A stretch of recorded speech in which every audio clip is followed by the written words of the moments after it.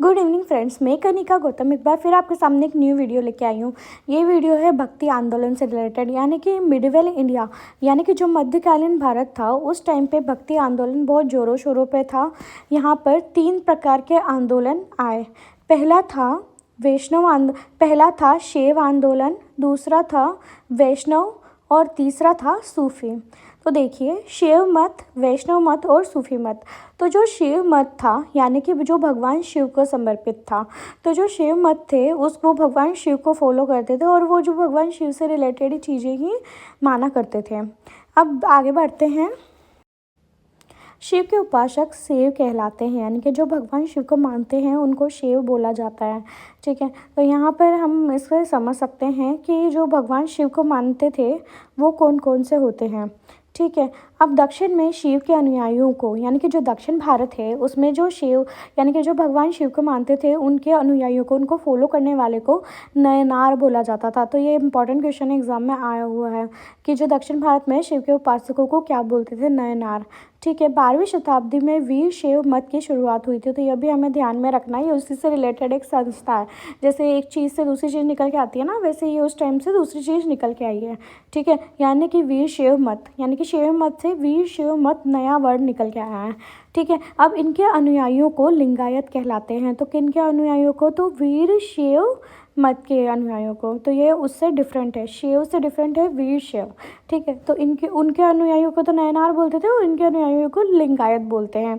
ठीक है, अब हम आगे बढ़ते हैं। वैष्णव मत, दूसरे टाइप का जो मत था वो वैष्णव, जो भगवान विष्णु को मानने वाले थे। तो भगवान विष्णु के उपासक वैष्णव कहलाते थे। आज भी आप बहुत सारी जगह देखते होंगे कि वैष्णव संप्रदाय कैसा फैला हुआ है। ठीक है, अब हम बात करते हैं, ये तो उत्तर भारत की बात है। ठीक है, उत्तर भारत में भगवान विष्णु के उपासकों को वैष्णव बोलते हैं। ठीक है, लेकिन दक्षिण भारत में, दक्षिण भारत मतलब साउथ इंडिया में, इनके भगवान विष्णु के उपासकों को आलवार कहते थे।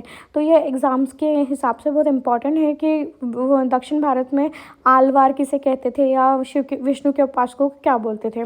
ठीक है, अब वैष्णव मत को उत्तर भारत में, यानी कि नॉर्थ अलग है साउथ अलग है, तो नॉर्थ में आगे बढ़ाने का, कश्मीर साइड में आगे बढ़ाने का काम था जो रामानंद का था, वल्लभाचार्य का था, माधवाचार्य, निम्बिकाचार्य, रामानुजाचार्य, चैतन्य महाप्रभु, ये सब ने इनको फॉलो किया, आगे बढ़ाया उत्तरी भारत में। अब राजस्थान में भी वैष्णव संप्रदाय के लोग हैं, जिसमें बिश्नोई संप्रदाय, जसनाती संप्रदाय, राम स्नेही संप्रदाय, दादू संप्रदाय, निरंजनी संप्रदाय, चरणादासी संप्रदाय और लालदासी संप्रदाय प्रमुख है। तो ये एग्जाम के बेसिस से इम्पॉर्टेंट है। ठीक है, अब हम आगे बढ़ते हैं। सूफी मत। अब सूफी संत, आपने बहुत सारी सूफी गीत, सूफी ये सब सुने होंगे, जैसे कुन फाया कुन, ये गाना है, ये भी सूफी है। तो इस्लामिक रहस्यवाद को सूफीवाद कहा जाता है। तो मोस्टली ये लोग जो लोग होते हैं वो मुस्लिम को मानते हैं, मुस्लिम यानी कि इस्लामिक संप्रदाय को मानते हैं, और ये सफ़ेद कलर के कपड़े पहनते हैं। तो इसका मतलब होता है सूफ, जो सूफी जो वर्ड है ना, सूफ वर्ड का मतलब होता है ऊन।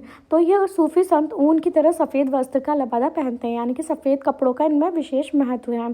ठीक है, इसके बाद हम बात करते हैं आगे, जो सूफी संप्रदाय के जो लोग हैं इनको किस मतलब सूफी संप्रदाय को आगे बढ़ाने वाले कौन कौन से प्रमुख लोग हैं।